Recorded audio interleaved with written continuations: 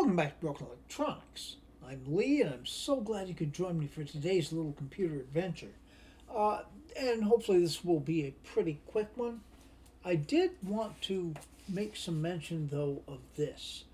This is the Arteck HB086MB158 Bluetooth keyboard and mouse combo.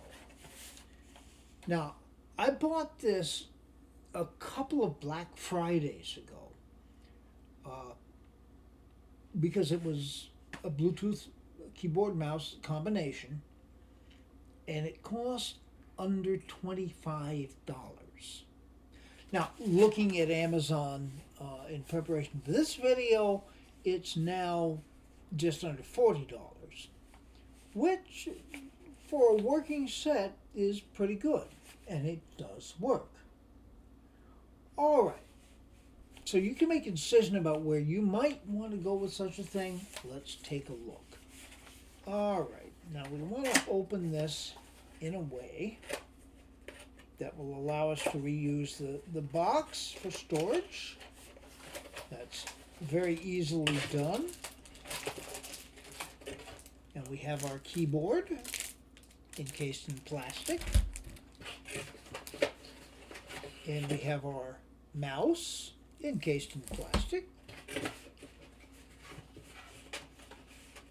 We have a user manual, always a good thing to have.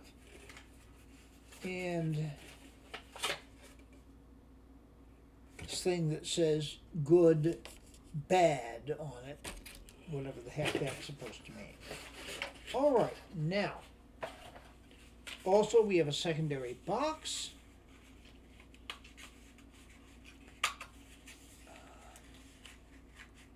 Which hopefully we can open without destroying said box. Yes, we can. It's actually packaged pretty well, I gotta say. And we have a charging cable. One thing that bothers me here, you get one charging cable, and this is USB 2, which is fine, to micro USB. Oh, that's fine. It'll charge the devices.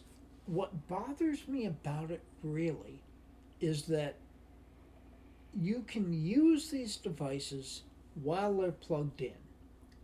What if they both run out? Well, anyhow, let's see what we can do. We have here the keyboard. Take that out.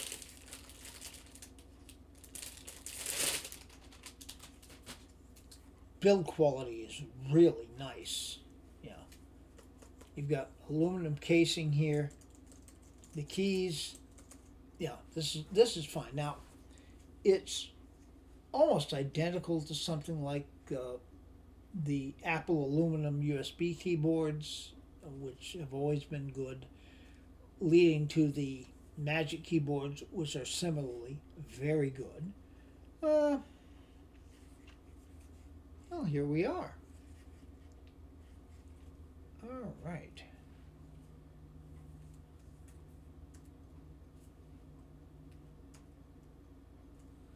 I'm suspecting there's no charge, and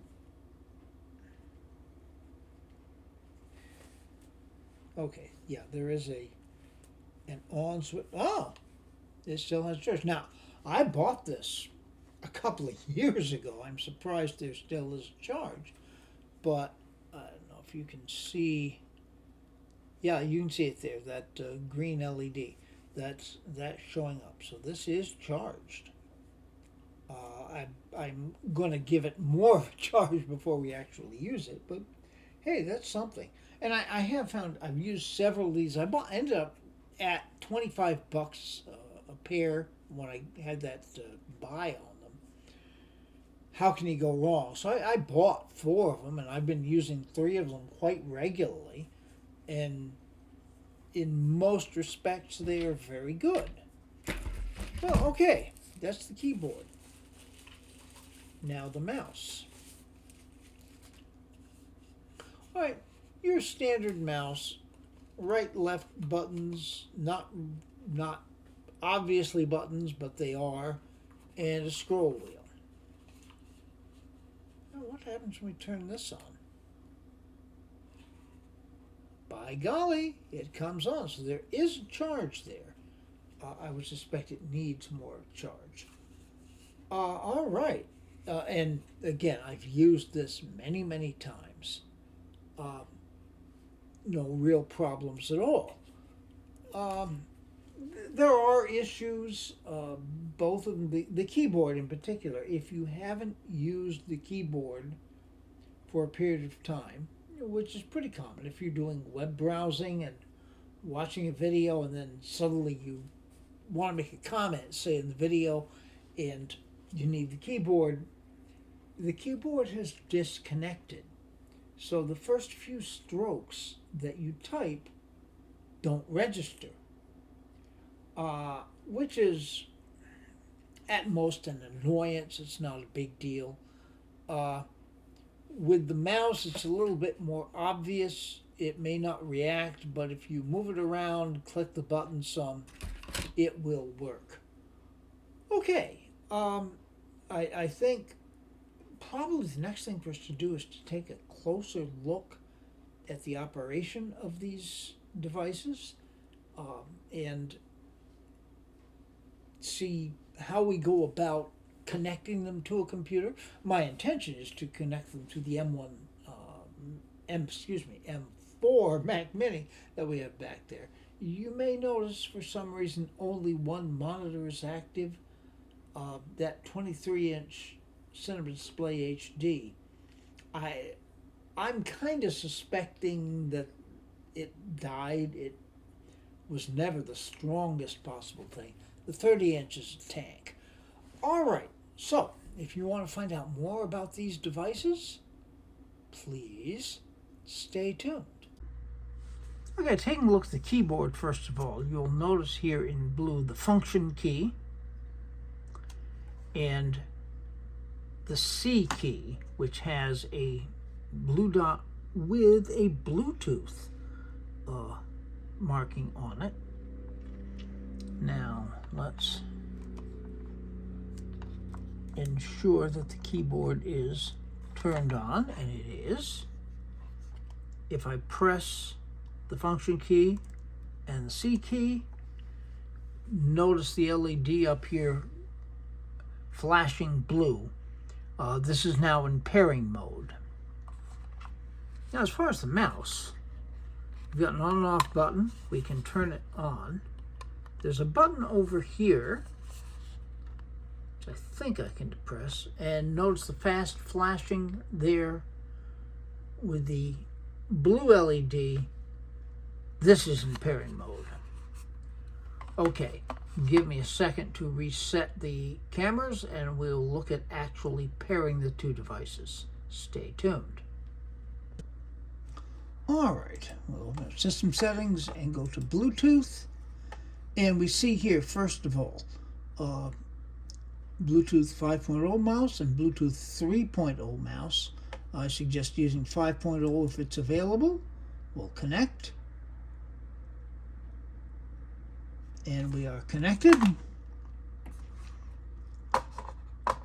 And the pointer is now responding there. Now the keyboard will connect. Okay, we have the setup assistant because, as usual, macOS is not recognizing it. Click continue. Key to the left of the, to the right of the left hand. Shift key. Key to the left of the right hand shift key. And that does it. All right. That's all there is to pairing them up. Generally, they stay paired very well. They function very well with those minor issues that I had mentioned earlier in terms of the keyboard in particular not reacting right away. You have to wake it up and then it's fine. But in terms of ease of typing and comfort of typing, they're very, very good. The mouse itself works extremely well. I've been very, very happy with these devices. Uh, at the $25 or slightly under where I originally bought them, they were an absolute no-brainer. At $40, they're perhaps a brainer, but I think it's pretty easy to, in fact, recommend them. Now, I should point out, this is not in any way a sponsored video. I can dream on that someone is going to send me things and ask me to review them in a sponsored way, but that's not going to happen with this channel. No, I found these things in a listing on Amazon, look good. I took a flyer on them, and they have turned out well. I just thought I'd share them with you. So I hope that is of help to you.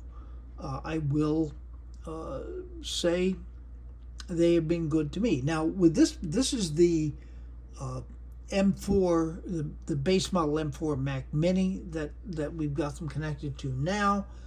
I will most likely eventually pair them with Apple Magic Mouse, maybe the Magic Keyboard and the Magic Trackpad. That will probably work well. But for where we are right now, this is a very, very good option in terms of getting this to work. And with the many computers I've got where I'm not working with them all the time, it's a really nice budget option. So I hope that works out for you. In any event, be good to other people. They need it and deserve it. Be good to yourselves. We can make this world a better place, but it has to start with being good to ourselves. The world right now is not a better place, far from it. So please take very, very good and careful care in these difficult times. Now, as far as videos coming up on the channel, I've got a couple of items coming in. A SATA 3.2 USB enclosure, which I will show off, and another hub, the Raycon hub for the M4 Mac Mini. I think those will make for an interesting video, and there will be ongoing explorations of this machine and how we can deal with that really tight 256 gigabyte limit. I said in the description of the last video, can you do 256 gigabytes? The answer is yes and no. Yes, if you can spend the money on external storage, is where I think we're going to go. But we'll find out. So until those answers start to become more apparent, this has been Broken Electronics.